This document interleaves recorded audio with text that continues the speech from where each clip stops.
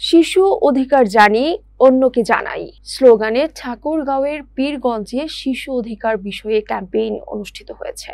বৃহস্পতিবার সকালে good neighbours বাংলাদেশের আয়োজনে পীরগঞ্জে সূর্যপুর প্রাথমিক বিদ্যালয় চত্বরে এই ক্যাম্পেইন অনুষ্ঠিত হয়। গুড নেইবার্স পীরগঞ্জ সিডিপির ম্যানেজার বিধানমণ্ডলের সভাপতিত্বে আয়োজিত আলোচনার সভায় বক্তব্য রাখেন উপজেলা সহকারী শিক্ষা অফিসার শাহজাহান আলী, ভাদোয়া উচ্চ বিদ্যালয়ের প্রধান শিক্ষক ফারুক হোসেন, সূর্যপুর প্রাথমিক বিদ্যালয়ের প্রধান শিক্ষক মনোরঞ্জন রায়, কন্টেন্ট ক্রিয়েটর হিমালয় রায় সহ আরো অনেকে। আলোচনা শেষে আয়োজিত বিতর্ক প্রতিযোগিতায় বিজয়ীদের মাঝে সম্মাননার ক্রেস্ট প্রদান করা হয়। বক্তারা শিশু অধিকার, বাল্য বিবাহ প্রতিরোধ, শিশু শ্রম রোধ এবং শিক্ষার গুরুত্ব নিয়ে আলোচনা করেন। পাঁচটি মৌলিক অধিকারেই একটা শিশুর কি অধিকার।